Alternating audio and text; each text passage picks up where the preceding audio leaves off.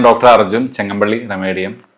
പല വേദികളിലും പല ഏരിയകളിലും നമുക്ക് ചോദ്യം വരാറുള്ളതാണ്, ഡോക്ടറെ എങ്ങനെയാണ് നന്നായിട്ട് ഉറങ്ങാൻ പറ്റുക എന്നുള്ളത്. അപ്പം അങ്ങനത്തെ ആൾക്കാരോട് എനിക്ക് മെയിനായിട്ട് പറയാനുള്ളത്, ഉറക്കം എന്ന് പറഞ്ഞു കഴിഞ്ഞാൽ നമുക്ക് വേണ്ട ഒരു കാര്യം തന്നെയാണ്. 8 മണിക്കൂറാണ് നമ്മൾ ഒരു ദിവസത്തിൽ ഉറങ്ങേണ്ടത്.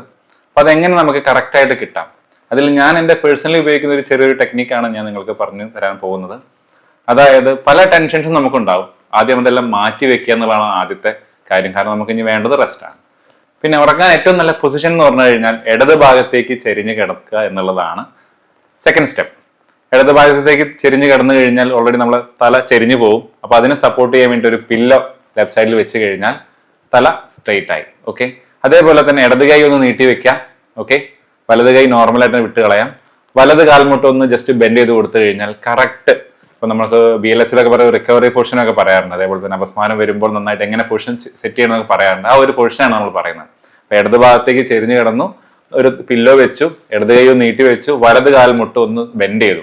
അപ്പൊ നല്ല ഒരു പൊസിഷൻ കിട്ടും. നമ്മളെ ഹൃദയം ഇടത് ഭാഗത്തേക്കാണ്, നമ്മളെ സ്റ്റൊമക്ക് ഇടത് ഭാഗത്തോട് ചേർന്ന് കിടക്കുകയാണ്.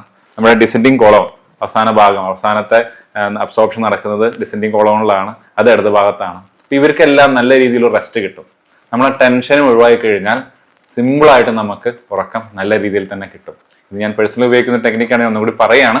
അപ്പൊ നിങ്ങൾക്കും ഇങ്ങനത്തെ ഒരു ബുദ്ധിമുട്ട് വരികയാണെന്നുണ്ടെങ്കിൽ നിങ്ങൾ ഈ ഒരു ടെക്നിക്ക് ഉപയോഗിച്ചാൽ വളരെ നന്നായിരിക്കും.